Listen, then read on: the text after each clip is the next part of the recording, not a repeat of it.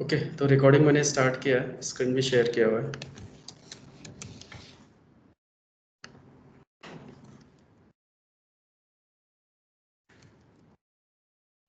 Let's start then. तो कोई इसमें ऐसा भी बंदा है जिसको मैनुअल टेस्टिंग नहीं आती है? एनीवन? तेजश्री, पंकज और Kartik, anyone who is guest user?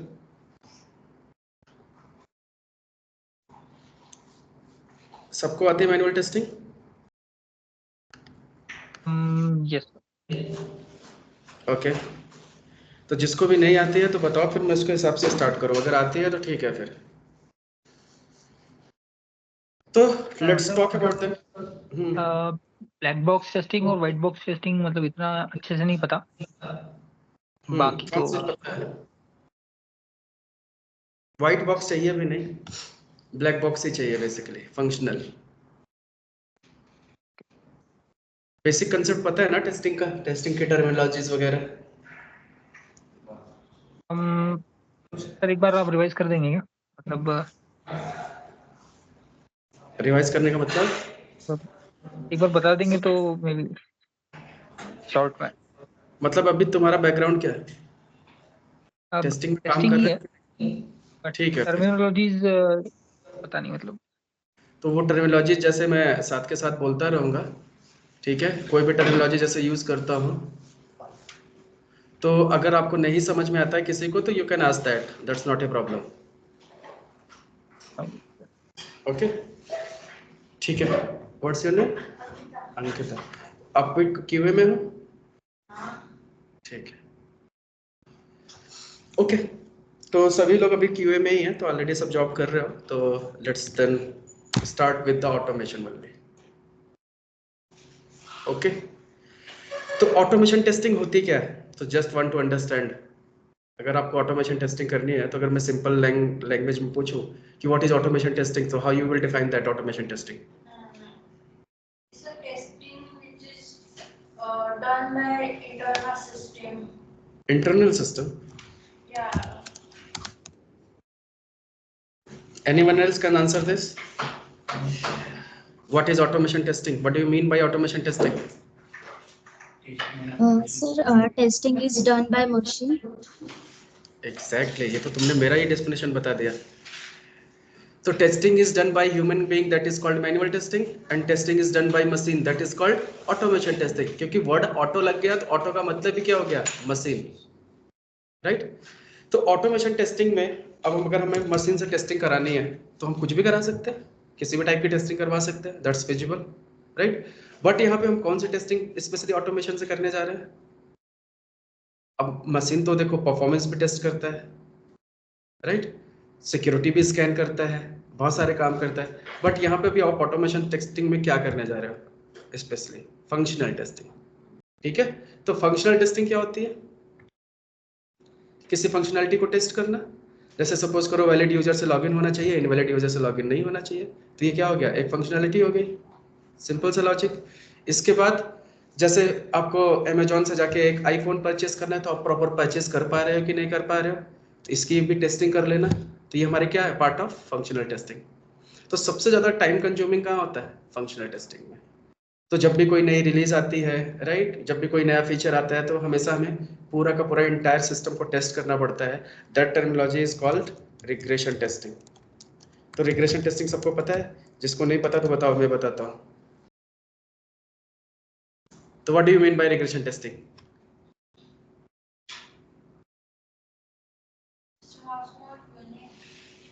Which is tested by the machines. Regression? Integration ना, मैं रिग्रेशन पूछ रहा हूँ। What is regression testing? Like existing functionality पे कुछ चेंज हुआ है क्या चेक करना। तो कैसे चेक करोगे? ठीक है, आंसर तो करेक्ट है कि इंटायर एप्लीकेशन, मान लो कोई फंक्शनलिटी चेंज हो रही है या चेंज हो गई या नया एड ऑन हुआ एप्लीकेशन के अंदर, उससे ओवरऑल एप्लीकेशन पे कोई इम्पैक्ट नहीं होना चाहिए। तो ये जो टेस्टिंग होती है वो हमारी रिग्रेशन होती है। तो रिग्रेशन फिर करते क्या है? Updated functionality को तो सिर्फ अपडेटेड ही नहीं, हम पूरे सिस्टम को टेस्ट करेंगे। तो हमें करना क्या होगा, entire system has to be tested, क्योंकि पूरे सिस्टम पे इंपैक्ट नहीं होना चाहिए ना, तो इसलिए हमें पूरे सिस्टम को टेस्ट करना चाहिए। अब पूरे सिस्टम को बार बार टेस्ट करना टीडीएस टास्क है कि नहीं। अब अगर एक एग्जांपल लेता हूं कि रिग्रेशन टेस्ट में मान लो हमारे पास 1000 टेस्ट केसेस हैं। टेस्ट केसेस मतलब आप समझते ही हो, जिसको जो ना समझ में आए टॉपिक टर्मिनोलॉजी तुरंत पूछेगा, ठीक है, क्योंकि अभी मैं थोड़ा सा बैकग्राउंड सेट करने वाला हूँ मैनुअल का, राइट। तो जब तक टेस्टिंग का बैकग्राउंड सेट नहीं होगा तब तक ऑटोमेशन पे डायरेक्ट जंप करना ठीक नहीं है। तो मान लो 1000 टेस्ट केसेस आपके पास है। अब 1000 टेस्ट केसेस मान लो ये रिग्रेशन टेस्ट केसेस है, राइट। अब अगर एप्लीकेशन में कुछ ही ऐड ऑन हुआ, कुछ भी चेंज हुआ, तो ये 1000 टेस्ट केसेस आपको पूरे के पूरे टेस्ट करने पड़ेंगे। तो ये टाइम कंज्यूमिंग प्रोसेस है कि नहीं। अगर स्प्रिंट मतलब एजाइल में आप काम कर रहे हो, हर 2 वीक में एक एक रिलीज जा रहा है, तो हर एक 2 वीक के बाद अगर हमें पूरी सिस्टम को टेस्ट बार बार करना पड़े, तो 1000 टेस्ट केसेस को रन करने के लिए एफर्ट चाहिए कि नहीं। अब फॉर एग्जांपल एक टीम है मान लो हमारे पास एजाइल की, जिसमें 3 डेवलपर है या 4 डेवलपर है, तो मुश्किल से टेस्टर कितने होंगे, या 1 होगा या मैक्सिमम 2 होगा। नहीं तो 5 डेवलपर पे 1 टेस्टर होता है जनरली, नहीं तो मैक्सिमम हो गया तो 2,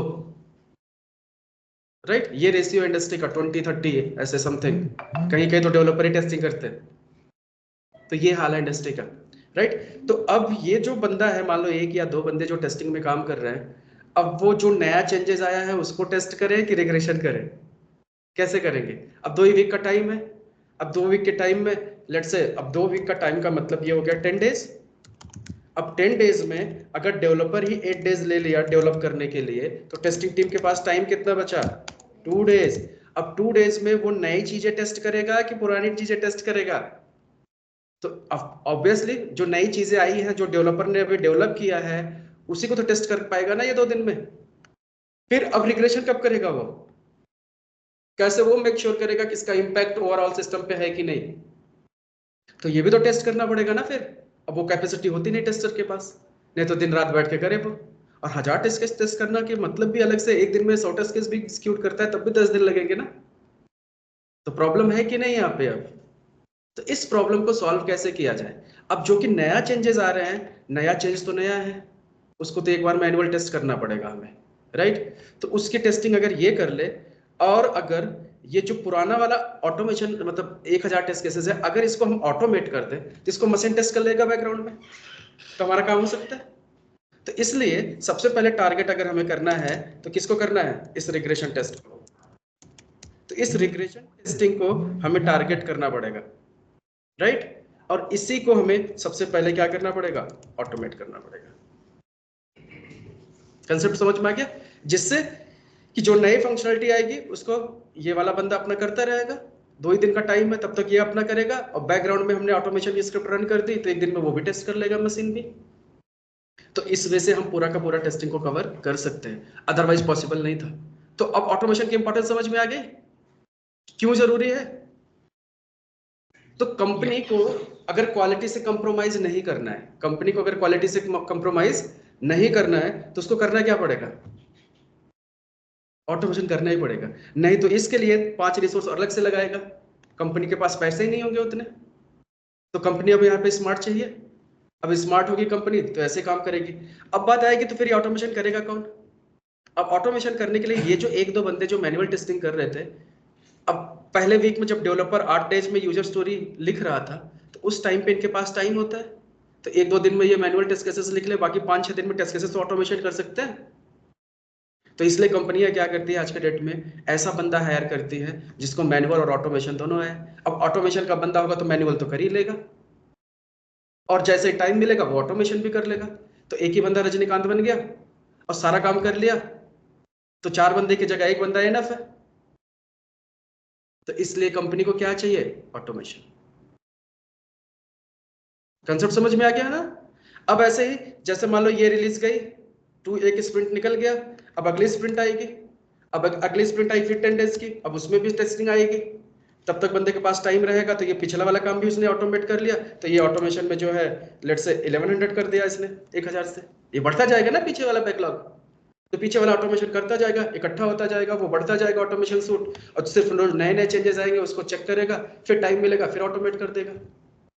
तो ऐसे एक ही बंदा सारा का सारा काम कर सकता है स्मार्टली। तो जहां पे 3 बंदों की रिक्वायरमेंट है वहां पे एक बंदा इनफ है। अब 3 बंदे को 5-5 लाख रुपए मान लो सैलरी देके 15 लाख रुपए दिया, तो एक को ही अगर 8-9 लाख रुपए दे दिया तो खुश है ना वो। तो फायदा है इसका। और दूसरा फायदा क्या है ऑटोमेशन टेस्टिंग का, कि जो ऑटोमेशन टेस्टर होते हैं वो मैनुअल काम भी कर लेते हैं, ऑटोमेशन भी कर लेंगे, और बुरा वक्त आया तो डेवलपर भी बन जाएंगे। क्यों? क्योंकि भाई कोडिंग तो करने वाले हो ना आप, तो बुरा वक्त आया तो डेवलप भी कर सकते हो। तो अगर कंपनी के पास, अगर कंपनी को मान लो बंदों को निकालना है, कॉस्ट कटिंग करनी है, प्रोजेक्ट जा रहा है, तो कंपनी के पास मान लो अगर एक टीम में 10 बंदे हैं, 10 में से लेट से 6 डेवलपर है, हाँ, और 4 क्यूए है, सपोज करो, एक एग्जांपल लेता हूँ, तो पहले किसको निकालेगी कंपनी? क्यूए को सबसे पहले निकालेगी, पता है ना। और अगर मान लो क्यूए 3 है इधर और एक ऑटोमेशन वाला बंदा है, किसको निकालेंगे? तभी भी क्यूए को निकालेंगे। तो सबसे पहले आएंगे यहाँ से, पहले अचानक से ऐसे सबको नहीं निकालेंगे कि पूरा क्यूए बंद, नहीं, पहले आएंगे यहाँ से 2 सबसे पहले क्यूए उड़ाएंगे, 2 क्यूए उड़ाया, फिर 6 में से इधर 3 डेवलपर उड़ा दिया, फिर सोचा अभी भी पेट नहीं भरा है, अभी भी और उड़ाना है, तो फिर आएंगे इससे बात करेंगे ऑटोमेशन वाले से, कहेंगे भाई तू ये कर लेगा, जो एक बंदा अभी यहाँ भी सीनियर है, ये बहुत साल से कंपनी में है, लेकिन भाई तू कर पाएगा कि नहीं ये बता। तो कहेगा मैं तो कर लूंगा, टेस्टिंग ही तो करनी है। तो भाई फिर इसको भी उड़ा दिया। अब भले तुम कितने पुराने एम्प्लॉय हो, डजंट मैटर। फिर इधर इससे बात किया कि तू तो भाई जावा जानता है, तो डेवलपमेंट भी कर सकता है, तो एक काम करते हैं इसको भी उड़ा देते हैं। इधर पे 5 बंदे उड़ा दिया। अब एक डेवलपर मान लो या 2 डेवलपर मैक्सिमम, तो चलो 4 उड़ाया हुआ। अब मैक्सिमम बचे कितने हमारे पास? 2 डेवलपर और 1 क्यूए, इनफ है। तो ऑटोमेशन वाले को क्यों नहीं हाथ लगाया? क्योंकि वो क्या करेगा, ऑटोमेशन वाला बंदा ऑटोमेशन भी करेगा, मैनुअल टेस्टिंग भी करेगा, बुरा वक्त आए तो डेवलपर भी बन जाएगा। लेकिन क्या डेवलपर ये दोनों काम करेगा? नहीं कर पाएगा इफेक्टिवली। क्या फंक्शनल क्यूए जो है, ये वाला क्यूए ये दोनों काम कर पाएगा? नहीं। तो यहाँ पे रजनीकांत कौन है? ऑटोमेशन वाला बंदा। तो वर्थ किसकी है? इसकी। तो जॉब सिक्योरिटी भी इसकी है, क्योंकि जो स्मार्ट रहेगा वही तो सरवाइव करेगा इस दुनिया में। तो कंसेप्ट समझ में आ गया, इसका बेनिफिट। ओके, तो ऑटोमेशन का इसलिए एडवांटेज है, इसलिए ऑटोमेशन सीखना जरूरी है। तो ऑटोमेशन का कैरियर से आप कभी भी किसी भी टेक्नोलॉजी में स्विच कर सकते हो। अब इसका फ्यूचर क्या होता है देखो, अगर आप ऑटोमेशन का एक्सपीरियंस आपको हो गया, तो नो डाउट फंक्शनल एक्सपीरियंस भी आपको हो गया और टेक्नोलॉजी का भी एक्सपीरियंस हो गया। तो फ्यूचर में आप जाके टेक्निकल बीए भी बन सकते हो अगर टेक्नोलॉजी चेंज करना है। टेक्निकल बीए जबकि नहीं मिलते इंडस्ट्री में जल्दी, लेकिन तुम टेक्निकल बीए बन सकते हो क्योंकि तुम्हें टेक्निकल नॉलेज भी है, टेक्नोलॉजी की समझ है और बस फंक्शनल समझ है। नहीं तो जनरली बीए क्या होते हैं, जब 8-10 साल का क्यूए का एक्सपीरियंस हो जाता है तब वो बिजनेस एनालिस्ट बन जाते हैं, है ना, क्योंकि उनको डोमेन नॉलेज हो गया, फंक्शनल नॉलेज हो गया। लेकिन अगर वो ऑटोमेशन का बंदा होगा बैकग्राउंड में, तो टेक्निकल बीए बन सकता है, तो जो कि और वर्सेटाइल रोल हो गया उसका।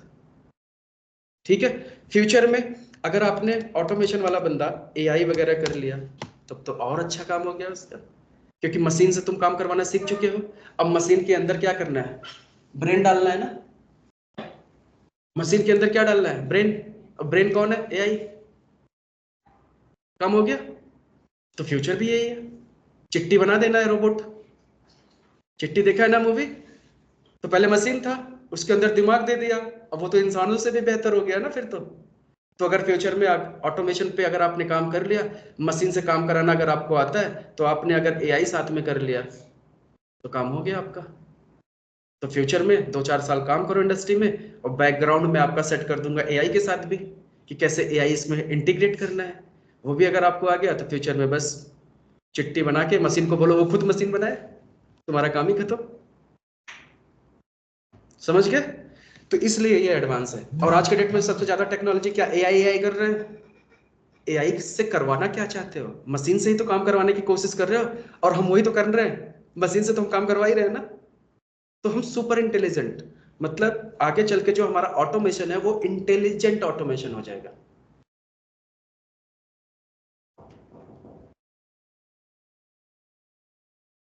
वो हमारा क्या हो जाएगा? Intelligent automation.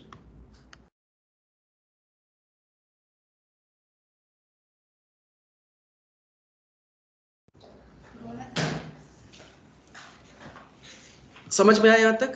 कोई डाउट नहीं है? फायदा है कि नहीं करने में? तो अगर आपको कोई पूछता भी है कि क्यों ऑटोमेशन कर लिया, डेटा साइंस क्यों नहीं बन गए, डेटा साइंटिस्ट क्यों नहीं बन गए, या एआई डेवलपर क्यों नहीं बन गए, तो पहले समझाना कि बैकग्राउंड भी तो होना चाहिए ना। एआई डेवलपर डायरेक्ट कैसे बन जाएंगे?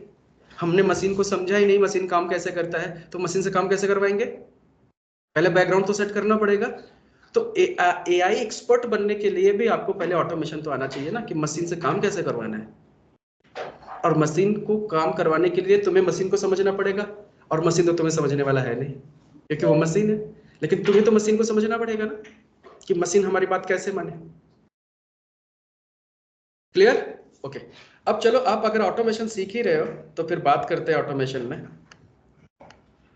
कि ऑटोमेशन टेस्टिंग अगर आप कर रहे हो तो फिर रिग्रेशन टेस्टिंग कर रहे हो। बेसिकली रिग्रेशन टेस्ट केसेस को आप ऑटोमेट करोगे, दैट्स द फैक्ट। अब इसमें कौन वाली टेस्टिंग करने वाले हो आप? बेसिकली हम क्या करेंगे, वेबसाइट की टेस्टिंग करेंगे ना। तो हमें इसमें ऑटोमेशन में जब टेस्टिंग करते हैं तो बहुत सारे टूल्स एंड टेक्नोलॉजीज होती हैं। तो टूल्स कौन कौन से हैं बहुत फेमस ऑटोमेशन में?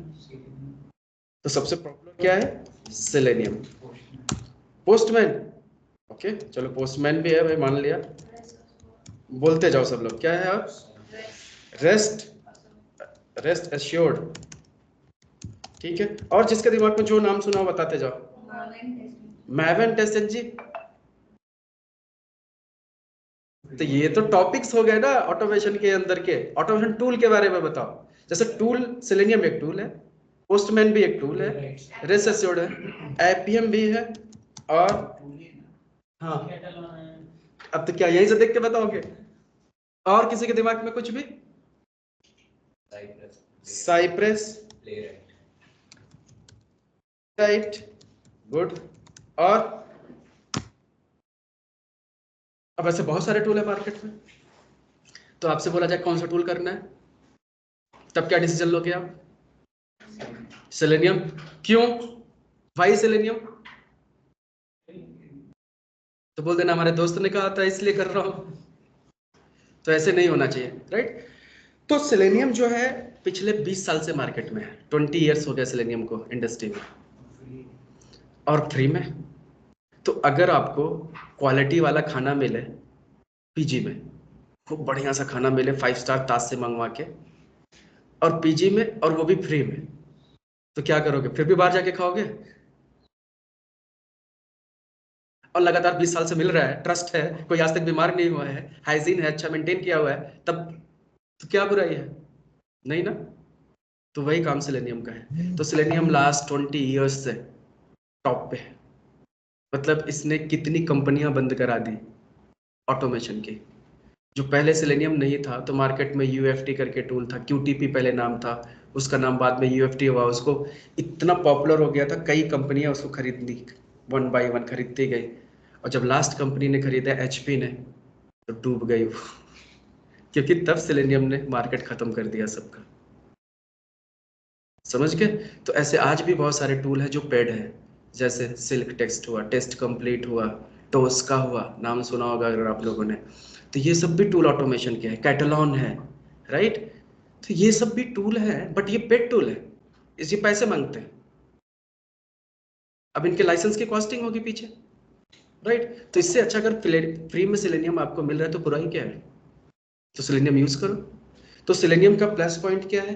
एक तो ये फ्री है, ओपन सोर्स है, 20 साल का ट्रस्ट है, 20 ईयर का क्या है? ट्रस्ट है। आज के डेट में सेलेनियम से कुछ भी प्रॉब्लम सर्च करोगे इंटरनेट पे आपको सोल्यूशन मिल जाएगा। एमएनसी से लेके टॉप ब्रांड, हर एक कंपनी इसको यूज कर रही है। ऐसा भी नहीं कि सिर्फ छोटी कंपनी यूज कर रही है, छोटी से लेके बड़ी कंपनियां सब इसको यूज कर रही है। सबसे ज्यादा जॉब अपॉर्चुनिटी ऑटोमेशन में है तो सेलेनियम में है। तो फिर क्यों ना करे कोई सेलेनियम? तो as a compare to other tools market में 80% ऑटोमेशन की ओपनिंग जो है वो सिर्फ सेलेनियम पे है। तो जहां डिमांड वहां सप्लाई, सिंपल लॉजिक है। तो इसलिए सेलेनियम हम कर सकते हैं। अब बात आती है कि फ्यूचर क्या है फिर। अब फ्यूचर प्लेराइट जो है एक नया टूल है जो माइक्रोसॉफ्ट का है। अब वो सेलेनियम का कंपटीटर है। इस टूल को बनाया ही इस पर्पस में गया कि सेलेनियम के अंदर जो कमियां हैं उसको खोजा गया कि सेलेनियम की प्रॉब्लम क्या क्या है। उस प्रॉब्लम को लिस्ट आउट किया और उसने इस टूल को डिजाइन करते समय उस प्रॉब्लम को हैंडल कर लिया। तो ओवरऑल मतलब ये हुआ कि ये भी फ्री है और जो सेलेनियम के प्रॉब्लम थे उसको इसने हैंडल कर लिया। तो मतलब ये तो और अच्छा हो गया ना अब। और पीछे इसके माइक्रोसॉफ्ट है, माइक्रोसॉफ्ट का प्रोडक्ट है, ब्रांड भी है। तो फ्यूचर में अब इसको क्या हो सकता है कि ये सेलेनियम की मार्केट खराब कर सकता है। ये प्रोबेबिलिटी आप सोच सकते हो। लेकिन इसका मतलब ये नहीं कि अगर ये टॉप पे आना शुरू हुआ तो क्या ये चुप बैठेगा। ये अपनी कमियां सही कर सकता है। अगर इसने अपनी कमियां सही कर लिया तो फिर दोनों कंपटीटर में हो गए। तो फिर कोई प्लेराइट क्यों यूज करेगा, नहीं करेगा। फिर आपको सो सेलेनियम पे रहेगा, क्योंकि सेलेनियम पे जिसकी पहले से ऑटोमेशन हो रखी है वो क्यों चेंज करेगा। जिसकी लाइफ आसानी से चल रही है, राइट, जो आराम से 4 व्हीलर पे जिंदगी चला रहा है, वो 3 चक्के वाली या 5 चक्के वाली गाड़ी क्यों खरीदेगा। कोई मतलब नहीं है ना। अब आराम से आप कार में घूम रहे हो तो बस लेके घूमोगे, अच्छी बात तो थोड़ी ना है। क्यों हेक्टिक करोगे जिंदगी को। तो हर कंपनियां यही चाहती है कि कुछ भी हिले ना, खास करके मैनेजर, जैसे चल रही है चलने दो, ऊपर नीचे नहीं चाहिए। समझ गए ना। तो मैनेजमेंट साफ, मतलब एक तरीके से स्टेबल रहना चाहिए। तो इसलिए सेलेनियम अभी भी इसको कोई हिला नहीं सकता। तो जैसे प्लेराइट आगे पॉपुलर भी होगा तब भी ये अपने आप का हमेशा हर 1 महीने के बाद इसके नई नई रिलीजेस आती हैं। पिछली चीजेस पे ये वर्क कर रहा है, नए नए फीचर डेवलप कर रहा है ये, राइट। तो ये तो बेस्ड ऑन इसका पास्ट हिस्ट्री, ये नहीं जाने वाला मार्केट से। साथ में और टूल आ सकते हैं, दैट्स फाइन, बट ये टूल मार्केट यहाँ से निकलने वाला नहीं है एटलीस्ट। तो यहाँ तक सेलेनियम समझ में। अब सेलेनियम के बारे में समझते हैं। तो सेलेनियम करता क्या क्या है। तो सेलेनियम जो है वो, लेट्स से सेलेनियम की ऑफिशियल वेबसाइट है selenium.dev, ये ऑफिशियल वेबसाइट है। और यहाँ से आप जाओगे तो सेलेनियम के बारे में, सेलेनियम की डेफिनेशन क्या है। Selenium automates browser, that's it. Selenium क्या करता है, सिर्फ ब्राउजर ऑटोमेट करता है। तो मतलब जो चीज एप्लीकेशन ब्राउजर पे खुल रही है उसको ये ऑटोमेट कर सकता है। जो ब्राउजर पे नहीं खुलेगी उसको ऑटोमेट नहीं करेगा। तो मतलब ये वेब बेस्ड टूल है, वेब ऑटोमेशन के लिए स्पेशली यूज होता है। अगर आपको कोई डेस्कटॉप बेस्ड एप्लीकेशन को ऑटोमेट करना हो, जैसे माइक्रोसॉफ्ट ऑफिस वगैरह को, तो इन सब चीज़ों को ये नहीं कर पाएगा। क्लियर हुआ। तो ये सिर्फ वही चीज़ को ऑटोमेट करेगा जो ब्राउजर पे खुलते होंगे। तो इसीलिए ये कहा गया ऑटोमेट्स द ब्राउजर्स। तो ब्राउजर पे जो एप्लीकेशन ओपन होती है वही कर सकता है। अब और सेलेनियम पॉपुलर क्यों है। तो अगर यहाँ पे डाउनलोड्स पे आप क्लिक करो तो सेलेनियम जो है वो मल्टीपल प्रोग्रामिंग लैंग्वेज को सपोर्ट करता है। तो जैसे यहाँ पे .NET है, रूबी है, जावा स्क्रिप्ट है, पाइथन है। तो इनमें से अगर कोई भी एक लैंग्वेज अगर आपको आती है तो आप सेलेनियम पे काम कर सकते हो, कोई भी एक लैंग्वेज। तो मार्केट में कुछ मिथ है, कुछ मार्केट में लोग क्या समझते हैं कि .NET में अगर एप्लीकेशन बना हुआ है तो सेलेनियम में .NET चाहिए। ऐसा कुछ नहीं है। .NET की एप्लीकेशन को भी आप जावा से ऑटोमेट कर सकते हो। मतलब किसी भी एक लैंग्वेज को अगर आपने सीख लिया तो किसी भी एप्लीकेशन को ऑटोमेट कर सकते हो, दैट्स इट। ओके। तो ये नहीं है कि हमें सारी लैंग्वेजेस सीखनी चाहिए, कोई भी एक लैंग्वेज सीख लो बस। और सबसे अच्छी लैंग्वेज और टिकाऊ लैंग्वेज कौन सी है, जावा। क्योंकि जावा इंडस्ट्री में कितने साल से है, 30 साल से, 30 ईयर्स। और 30 ईयर्स में कितनी टेक्नोलॉजी आई, कितनी चली गई। जावा आज तक हिला, जस्ट लाइक सेलेनियम। समझ गए। आज तक उसको कोई रिप्लेस नहीं कर पाया। जब पाइथन शुरू में आया तो लगा कि जावा खत्म हो जाएगा, लेकिन जावा खत्म नहीं हुआ, जावा बढ़ता ही जा रहा है। आज भी अगर रोबस्ट एप्लीकेशन डिजाइन करना है, बैकएंड स्ट्रॉन्ग करना है, सिक्योरिटी मैटर करता है जहां पे, जावा ही है, जावा ही यूज हो रहा है, राइट। अब दोनों टॉप के ब्रांड हो गए इंडस्ट्री के, कोडिंग के मामले में जावा, ऑटोमेशन के मामले में सेलेनियम, और दोनों की जोड़ी हो गई तो हीरा मोती की जोड़ी, समझ लो, राम लखन। तो सबसे बेस्ट कॉम्बिनेशन हो जाएगा आपका, तो वही आप करने जा रहे हो। तो कोई पूछेगा भी तो आप समझ सकते हो ना, इस चीज को समझा सकते हो। कोई बोले यार C# क्यों नहीं कर लिया, कोई बोला पाइथन क्यों नहीं कर लिया, कोई बोलेगा आपने रूबी से क्यों नहीं कर लिया, जावास्क्रिप्ट से क्यों नहीं कर लिया, मार्केट में तो ये है। कह दो मार्केट में क्या है मुझे भी तो पता है, हम भी तो मार्केट में है, लेकिन जो ब्रांड है ब्रांड है ना, सिंपल सी बात है। अभी आपको एक स्कूटी खरीदनी हो, मान लो आपका बजट 1 लाख का है, 1 लाख रुपए में 10 कंपनियां हैं मार्केट में, राइट। उसी में एक नई कंपनी भी आ गई है कोई करके। तो सबसे जो स्टेबल है मार्केट, सबसे अच्छा जो है लेट्स से एक्टिवा का है, तो बंदा लेगा कौन जाके स्कूटी, एक्टिवा ही लेगा ना सब लोग। क्यों लेगा, क्योंकि ट्रस्टेड है, 15-20 साल से मार्केट में है, कोई प्रॉब्लम नहीं है, इसके मैकेनिक हर जगह है ना, सब कुछ अच्छा है। तो नए चीज पे कोई गेम क्यों, रिस्क क्यों लेगा, सीधी सीधी बात है। तो इसलिए जो स्टेबल है वही अच्छा है। क्लियर हो गया। तो सेलेनियम विद जावा का कॉम्बिनेशन बेस्ट है, बट ये मल्टीपल प्रोग्रामिंग लैंग्वेज को सपोर्ट करता है। और ये लैंग्वेजेस क्या है, ये इनमें से कोई एक लैंग्वेज आपको आनी चाहिए। और सेलेनियम पॉपुलर भी इसी वजह से भी है क्योंकि ये मल्टीपल प्रोग्रामिंग लैंग्वेज को सपोर्ट करता है। अगर किसी को पाइथन आता है तब भी सेलेनियम यूज कर सकता है, किसी को जावास्क्रिप्ट आती है तब भी कर सकता है, किसी को डॉटनेट आती है तब भी कर सकता है। तो मतलब अलग से कुछ लर्निंग नहीं बनी ना उसको। अब जैसे साइप्रस सीखोगे तो साइप्रस के लिए टाइप स्क्रिप्ट जावास्क्रिप्ट सीखना जरूरी है, अदर लैंग्वेज में काम ही नहीं करेगा। तो प्रॉब्लम हो गई ना, लिमिटेशन आ गया वहां पे। ऐसा पहले UFT था तो BV स्क्रिप्ट होना चाहिए था बैकग्राउंड में, तो एक फिक्स हो गया ना, आपको मजबूर किया उसने एक लैंग्वेज के साथ, बट इसने नहीं। तो ये कंसेप्ट समझ में है। दूसरा एडवांटेज इसके पास क्या है कि ये जो है मल्टीपल ब्राउजर्स को भी सपोर्ट करता है। आप इनमें से किसी भी ब्राउजर पे टेस्टिंग कर सकते हो, तो ये भी एक अच्छा हो गया, क्योंकि अगर आपको ब्राउजर कंपेटिबिलिटी टेस्टिंग करनी है, डिफरेंट ब्राउजर्स पे टेस्टिंग परफॉर्म करना है, तो आप किसी भी ब्राउजर पे टेस्टिंग कर सकते हो। तो ये भी एक एडवांटेज मिल गया कि फ्री का टूल किसी भी लैंग्वेज को सपोर्ट कर रहा है, किसी भी ब्राउजर पे आप टेस्ट कर रहे हो, और इतना ही नहीं सारे ऑपरेटिंग सिस्टम को भी सपोर्ट कर रहा है मेजर। तो ये मेजर ऑपरेटिंग सिस्टम है, विंडो, लिनक्स एंड मैक, ये भी सबको पे सब पे भी काम कर सकता है। तो इस वजह से ये पॉपुलर है और फ्री भी है और वर्सटाइल भी है। Different platform, different programming language, different browser, सब पे काम कर रहा है, लिमिटेशन ही नहीं है। तो इसलिए ये सबसे ज्यादा वाइडली यूज होने वाला टूल है। तो सेलेनियम के बारे में समझ में आ गया, ठीक है। अब सेलेनियम के अंदर 3 कंपोनेंट होते हैं। इसके होम पे जाओ बेसिकली, तो इसके अंदर 3 कंपोनेंट होते हैं। नेट पे आप जाओगे तो 4 कंपोनेंट दिखाएगा क्योंकि पुराना कंसेप्ट है वो। तो अभी सेलेनियम वेब ड्राइवर, आईडी और ग्रिड, अब तीनों के बारे में समझो। तो सेलेनियम वेब ड्राइवर जो होता है वही एक्चुअल सेलेनियम होता है जो आप काम करोगे, और सेलेनियम आईडी जो होता है वो एक रिकॉर्ड एंड प्ले टूल होता है, आगे चल के बताऊंगा। तो ब्राउजर में एक एडिन इंस्टॉल करोगे, आप रिकॉर्ड कर सकते हैं स्क्रिप्ट को, ठीक है। और ग्रिड होता है एक मैकेनिज्म सेलेनियम के अंदर, अगर आपको पैरेलल एग्जीक्यूशन करना है डिफरेंट मशीन पे साथ के साथ टेस्टिंग परफॉर्म करनी है, तब आप सेलेनियम ग्रिड यूज़ कर सकते हो।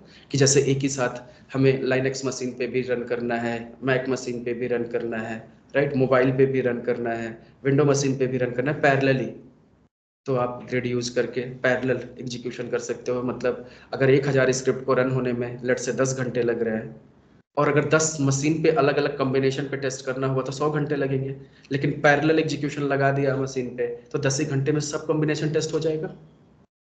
तो ये इसका एडवांटेज है, मतलब एकदम से रजनीकांती समझो इसको, हर चीज इसके पास है, ठीक है। तो हम यहाँ पे सबसे ज्यादा मतलब 90% हमारा जो सिलेबस है वो मूव किस पे होगा, वेब ड्राइवर पे। और ये छोटा सा है, 2 घंटे में ये समझ में आ जाएगा, और ये भी ज़्यादा से ज़्यादा 1 दिन मतलब 2 से 3 टॉपिक में ये कवर हो जाएगा। बट पूरा फोकस हमें कहाँ करना पड़ेगा, वेब ड्राइवर पे। तो सेलेनियम बोले तो वेब ड्राइवर। आ गई बात समझ में। अब चलो सबसे पहले काम क्या करते हैं कि हम इंस्टॉलेशन करते हैं।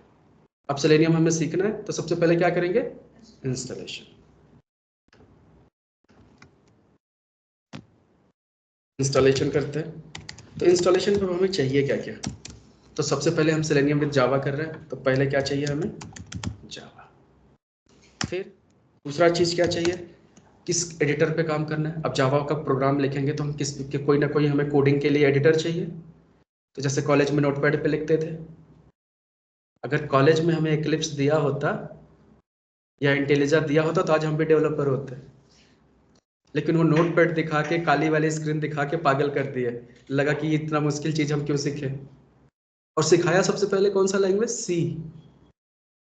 क्यों सिखाते तो जावा भी तो सिखा सकते थे स्टार्टिंग में, और वो भी इंटेलिजा वगैरह दे के मस्त, जैसे अभी हम सीखने जा रहे हैं, आपको जावा सिखा रहे हैं, अभी आप जावा सीखोगे तो आपको जावा आ जाएगी।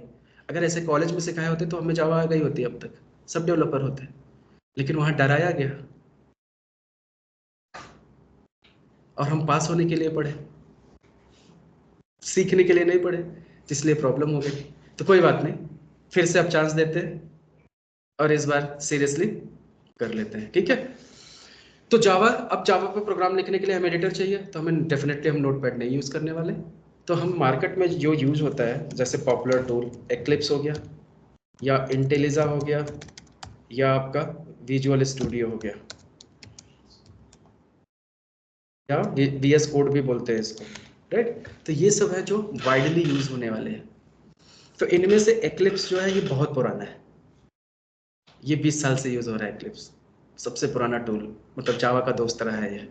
लेकिन आजकल दुश्मनी थोड़ी सी चल, खटक मन में मन मुटाव चल रहा है, समझ गए। अब जैसे नीतीश बाबू भी इफ्तिहार पार्टी कर रहे हैं, उधर लालू भी कर रहे हैं, तो अब थोड़ा सा पंगा होगा, इलेक्शन आने वाला है। तो वैसे ही एक्लिप्स और जावा में भी चल रहा है कुछ। तो कभी कभी एक्लिप्स हैंग हो जाता है, जावा को सपोर्ट नहीं करता है, गुस्सा हो जाता है।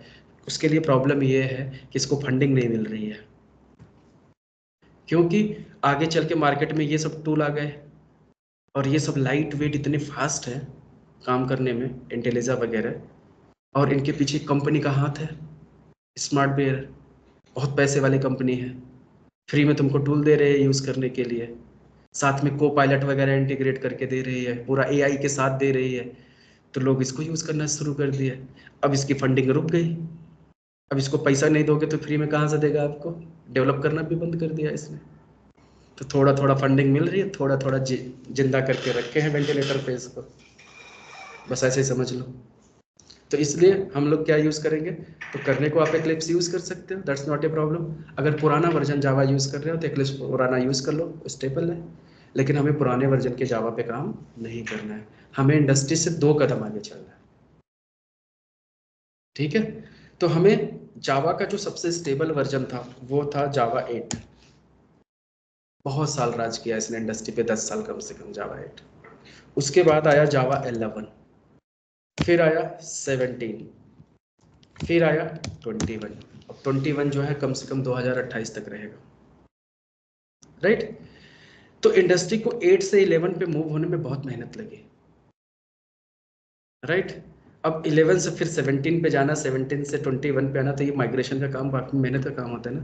तो इंडस्ट्री अभी भी 11 पे पड़ी हुई है, कोशिश कर रही है 17 पे जाने की, और कोई डायरेक्ट या तो 21 पे आ गया है।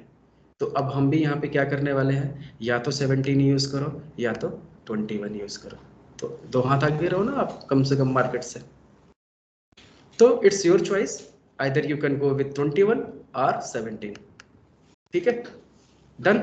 तो ये वर्जन हमें चाहिए, फिर हमें इंटेलिजा चाहिए, फिर हमें लेटेस्ट वर्जन का सेलेनियम चाहिए, तीसरा ऑप्शन,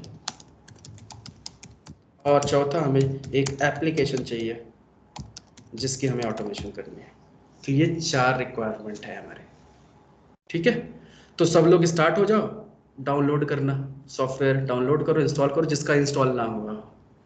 तो सबसे पहले बात करते हैं जावा की। तो आपको अपने सिस्टम में जाके चेक करना है कि जावा इंस्टॉल्ड है कि नहीं। तो कैसे चेक कर सकते हैं, कमांड प्रॉम्प्ट में जाओ, CMD ओपन करो और यहाँ से कमांड रन करो, जावा स्पेस -वर्जन, एंटर। तो यहाँ पे मेरे पास क्या है, जावा 17 आ रहा है, तो समझ लो जावा इंस्टॉल्ड है। This is the one approach. दूसरी चीज़ आप डायरेक्ट चेक कर सकते हो, सी ड्राइव में जाओ, सी ड्राइव में प्रोग्राम फाइल्स में जाओ, और प्रोग्राम फाइल्स में जाके जावा का फोल्डर देखो है, इसको ओपन करो तो JDK 17 दिख रहा है, तो इसका मतलब जावा 17 हमारे पे इंस्टॉल्ड है। तो ये दूसरा अप्रोच हो गया। अब तीसरा अप्रोच भी देखना चाहते हो तो कंट्रोल पैनल में जाओ, कंट्रोल पैनल में जाके चेक करो, यहाँ पे अनइंस्टॉल प्रोग्राम्स। अब यहाँ पे भी आपको जावा दिखेगा कहीं पे, यहाँ पे जावा दिख रहा है, तो मतलब यहाँ से भी आप पता कर सकते हो कि जावा इंस्टॉल्ड है आपके सिस्टम में। क्लैरिटी आ गई? तो ये हो गया आपका जावा। अब मान लो नहीं इंस्टॉल है, तब आपको क्या करना पड़ेगा, इंस्टॉल कैसे करना है? तो इसके लिए आपको जाना है इधर, एक गूगल पे सर्च करना है डाउनलोड, लेट से अगर आपको 17 कर रहे हो तो ऐसे JDK 17, तो सर्च किया डाउनलोड JDK 17 और यहाँ पे जाके आपने क्लिक कर दिया पहले लिंक पे। तो यहाँ से स्क्रॉल करोगे तो ये जावा डेवलपमेंट किट 17 आ रहा है, तो इसको स्क्रॉल करोगे तो यहाँ पे आपको मल्टीपल देखो, लिनक्स मशीन के लिए इधर दिख रहा है, फिर मैक मशीन के लिए दिख रहा है, फिर यहाँ विंडोज़ के लिए दिख रहा है। तो विंडोज़ में आपको ये वाला लेना है, ठीक है, ये, और उसका लिंक क्या है ये। तो डायरेक्ट अगर इस लिंक पे क्लिक कर दो, ऐसा जाके क्लिक करो तो ये डाउनलोड होना स्टार्ट हो जाएगा, होना शुरू हो गया, दैट्स इट। तो इसके जैसे ये डाउनलोड होगा, मैं स्टॉप कर देता हूँ, जैसे ये डाउनलोड होगा एक exe फाइल मिल गई, उस exe फाइल पे आपको क्या करना है, डबल क्लिक करना है, next next finish close, last में क्लोज का ऑप्शन आएगा, क्लोज कर दो। फिर जाके कमांड प्रॉम्प्ट ओपन करो, रन करो कमांड को, जावा स्पेस हाइफन वर्जन सही है तो काम हो गया, इंस्टॉलेशन डन। तो कुछ भी करने की ज़रूरत नहीं है। अब ये लिंक मैं डायरेक्ट आपको चैट में दे देता हूँ, जिससे कि अगर आपको इंस्टॉल करना है तो डायरेक्टली आप इंस्टॉल कर सकते हो।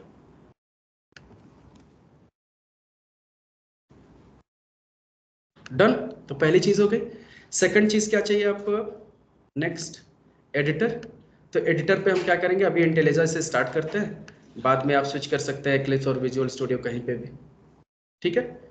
तो इंटेलिजा पे काम करना स्टार्ट करते हैं। तो इंटेलिजा के लिए हमें क्या करना पड़ेगा, फिर एक टैब ओपन करो, डाउनलोड इंटेलिजा आइडिया, ठीक है। फिर पहले लिंक पे जाओ और यहाँ पे जाने के बाद क्लोज इसको करो। अब यहाँ पे ये वर्जन दिख रहा है इंटेलिजा अल्टीमेट, इसको नहीं करना है, नहीं तो गलती से, हाँ ये करना है, पता लगा सुनने से पहले आपने क्लिक कर दिया, तो इसको नहीं डाउनलोड करना है क्योंकि ये पेड है, ये पैसे मांगेगा। फिर स्क्रॉल डाउन करो तो यहाँ पे ये फ्री वर्जन है कम्युनिटी एडिशन, तो इसको लेना है। अब इसको कैसे डाउनलोड करना है, यहाँ पे ड्रॉप डाउन पे जाना है, ऐसे ओपन करना है और यहाँ पे exe दिख रहा है, इसको ऐसे क्लिक करोगे तो ये भी डाउनलोड होना शुरू हो गया, exe देखो, ठीक है। तो इसको भी आपको क्या करना है, double click, next next finish, ये भी इंस्टॉल हो जाएगा। फिर तीसरी चीज़ की ज़रूरत क्या पड़ी आपको, सेलेनियम। अब सेलेनियम चाहिए आपको, तो सेलेनियम कहाँ से डाउनलोड करेंगे, तो सेलेनियम की ऑफिशियल वेबसाइट हमें पता ही है selenium.dev, और यहाँ से जाना है कहाँ पे, डाउनलोड्स पे, डाउनलोड पे क्लिक करना है और यहाँ से डाउनलोड पे क्लिक करने के बाद यहाँ पे लेटेस्ट स्टेबल वर्जन लिखा हुआ है, डायरेक्ट इस पर क्लिक करोगे तो ये भी डाउनलोड हो जाएगा, ये भी देखो डाउनलोड हो गया। तो इसका भी लिंक मैं आपको शेयर कर देता हूँ, बट ये जाके आप डाउनलोड करो, मैं लिंक शेयर क्यों करूँ, है ना। तो आपको जाके डायरेक्ट वहाँ से डाउनलोड करना है, ठीक है। डन हो गया यहाँ तक। अब चौथा चीज़ है एप्लीकेशन।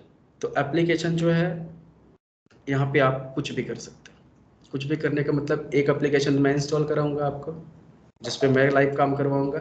इसके अलावा मैं आपको इनकरेज करूंगा कि अगर if you are working professional तो आप अपने ऑफिस के प्रोजेक्ट को ऑटोमेट करो, क्योंकि उससे फ़ायदा क्या होगा, अगर आप अपने ऑफिस के प्रोजेक्ट को ऑटोमेट करते हो तो आप खुद से अपॉर्चुनिटी अपनी कंपनी में ले सकते हो। कि मान लो अगर आप मैनुअल टेस्टर हो और आपको ऑटोमेशन में काम नहीं मिल रहा है, मैनेजर से आप बोलते हो तो मैनेजर कहता है नहीं अभी यही काम करो, यही काम करो, तो आप क्या करो, ऑटोमेशन अपना तो कर लो कम से कम, तो आपका टाइम तो बचेगा। फिर एक दिन मैनेजर को बोलो मैंने सारा ऑटोमेट कर दिया, फिर मैनेजर कहेगा डेमो दो, क्लाइंट को डेमो दो, सब खुश, फिर कहेगा आप कंटिन्यू कर लो। तो मतलब आप खुद से अपॉर्चुनिटी बना लिया। तो मतलब आप पढ़ते पढ़ते एक एक 2 घंटे टाइम निकाल के अगर आपने ऑटोमेशन किया, राइट, 3-4 महीने में, और अगर आप फुल टाइम 8-9 घंटे 10 घंटे बैठ के जब फुल टाइम ऑटोमेशन पे काम करना शुरू करोगे तो 1-2 महीने में ज़्यादा से ज़्यादा आपका पूरा का पूरा 5 साल का एक्सपीरियंस ऑटोमेशन में कन्वर्ट हो जाएगा, है कि नहीं। वो कॉन्फिडेंस लेवल आ जाएगा सबका, तो वो सब बेनिफिट है, ठीक है। तो ऑफिस के भी सिस्टम पे सारा सेटअप करो, और पर्सनल लैपटॉप पे भी सेटअप करो। तो ऑफिस के सिस्टम पे जब काम कर रहे हो तो ऑफिस में भी टाइम मिलता है 1-2 घंटे, तो वहाँ पे भी आप काम करते हो ऑटोमेशन पे। घर तो आपको करना ही है, असाइनमेंट सारे कंप्लीट। तो यहाँ तक समझ में आ गया? तो अभी हम शुरुआत करेंगे कोई भी 1-2 कॉमन एप्लीकेशन से, फिर उसके बाद ये एप्लीकेशन आपका इंस्टॉल कराएंगे जब इनरोलमेंट हो जाएगा तब। क्लियर? तो यहाँ तक आपको ये सारे सॉफ्टवेयर डाउनलोड करके एटलीस्ट जावा और इंटेलिजा इंस्टॉल करके रखना है, ठीक है? तो कल मैं आपको क्या करने वाला हूँ, किसी एक के सिस्टम पे इसका सेटअप करूँगा, मतलब इंस्टॉल कराऊंगा और वो स्टेप्स रिकॉर्ड कर लूँगा। तो वही देख देख के सबको अपने अपने जगह पे अपने अपने मशीन पे इंस्टॉलेशन करना है। समझ में आ गई बात? तो इसलिए आज ज़्यादा नहीं, तो आज सिर्फ डाउनलोड करके सारी चीज़ें इकट्ठा करके रखो। और डाउनलोड करके कहाँ रखोगे? डाउनलोड फोल्डर्स में रहेगा, तो वहाँ से कॉपी करके आप एक कोई फोल्डर बना लो सेलेनियम का, सेलेनियम सॉफ्टवेयर करके, उसी में सब रखो सारे सॉफ्टवेयर्स को, ठीक है? उसके बाद कल हम इस पर लाइव इंस्टॉलेशन देखेंगे, फिर लाइव एक स्क्रिप्टिंग करके दिखाएंगे, ठीक है? तो आज के लिए कोई क्वेरी किसी को, कोई डाउट अगर आज हो तो पूछ सकते हो? नहीं है? तो मैं क्या कर रहा हूँ, रिकॉर्डिंग स्टॉप कर रहा हूँ। तो आपको ये रिकॉर्डेड सेशन जो है यूट्यूब पे मिल जाएगा। तो यूट्यूब पे मैं आपको लिंक शेयर कर दूंगा, वहाँ से आप इसको वॉच कर सकते हो। तो आपकी जितनी भी क्लासेस होती रहेंगी सारे रिकॉर्डेड होते रहेंगे, और सारे रिकॉर्डिंग लेक्चर्स आपको यूट्यूब पे मिलेंगे। तो यूट्यूब पे एक्सेस उसी को रहेगा जिसका मेल आईडी मुझे मिलेगा, मतलब सबके लिए एक्सेस नहीं होगा। मतलब जो कोर्स कर रहा है वही एक्सेस कर पाएगा, बाकी लोग को नहीं दिखेगा, वो प्राइवेट दिखेगा, है ना? ऐसा देखा है ना? तो वही चीज़ है, क्योंकि फीस आप दोगे, कोई फ़ायदा दूसरा उठाए तो अच्छी बात है नहीं ना? नहीं तो ऐसे भी लोग करते हैं, 2 लोग आते हैं इंक्वायरी करने के लिए, एक ज्वाइन करता है, कहता है रूममेट है, दूसरा फ़ायदा ले लेता है। तो चलो ठीक है, अच्छी बात है, लेकिन प्रॉब्लम बाद में होती है। खुद से करना, देखो एक पैसा दे के पढ़ना, एक फ्री में पढ़ना, दोनों में डिफरेंस है कि नहीं? जब पैसा दिया रह रहता है इंसान तो उसकी कद्र होती है। अब जैसे आपने मोबाइल खरीदा है, पैसा दे के इसको प्यार से रखोगे ना। अगर ये फ्री में मिला, अरे फेंक दिया, टूट गया, चलो दूसरा ले लेते हैं, फ्री का ही तो है, तो वैल्यू है उसकी नहीं। तो जब आप टाइम इन्वेस्ट कर रहे हो, पैसे इन्वेस्ट करोगे, तो आप सीरियसली किसी चीज़ को करोगे, अदरवाइज कोई वैल्यू नहीं है। और जो फीस पे करते हो वो सेल्फ इन्वेस्टमेंट है, आप अपने ऊपर इन्वेस्ट करने जा रहे हो फर्स्ट टाइम। पहले ने पेरेंट्स ने इन्वेस्ट किया तुम्हारे ऊपर, अब आप इन्वेस्ट करने जा रहे हो। तो जो इन्वेस्टमेंट आपकी होगी वो सॉलिड होनी चाहिए, उसका कोई बेनिफिट होना चाहिए कि 25-30 हज़ार रुपये आपने फीस जमा किया है तो पैकेज कम से कम डबल चाहिए, मतलब हर महीने इतना बढ़ा के चाहिए अब सैलरी कम से कम। तो ये टारगेट होना चाहिए, तभी तो फायदा होगा ना उसका। तो आप हमें सिर्फ थोड़ा सा दो, मैं हर महीने उतना दूंगा आपको, मतलब आप हमें 3 महीने में एक बार पैसे दो और मैं हर महीने उतना आपको दिलवाऊंगा, बढ़ा बढ़ा के, और हर साल उस पे के ऊपर इंटरेस्ट के साथ। कि मान लो अगर मैंने 30 हज़ार रुपये दिए फीस, तो मैं आपको हर महीने जो आपका पहले से पैकेज होगा उसके ऊपर 30,000 हर महीने बढ़ा के दूंगा। फिर 2 साल बाद फिर स्विच करवाऊंगा, फिर वो 60 बढ़ा के दिलवाऊंगा हर महीने। तो फायदा है कि नहीं है? अगर कोई आपसे ऐसे बोले स्कीम ज्वाइन करना है तो तुरंत कर लोगे ना। लेकिन इसमें क्या है, सिर्फ दे के भूल नहीं जाना है, बैठ के पढ़ना है, वो पढ़ना इंपॉर्टेंट है। क्लियर? तो चल कल कनेक्ट करते हैं फिर। तो ये लिंक मैं शेयर कर दूंगा आपके व्हाट्सएप ग्रुप पे और ये स्काइप ग्रुप पे, ठीक है, जहाँ से आप इसको देख पाओगे। तो यही लिंक रहेगा डेली सेशन का। तो जिसको ऑनलाइन करना है ऑनलाइन करेगा, जिसको ऑफलाइन करना है ऑफलाइन करेगा। ओके, कोई क्वेरी नहीं है तो मैं स्टॉप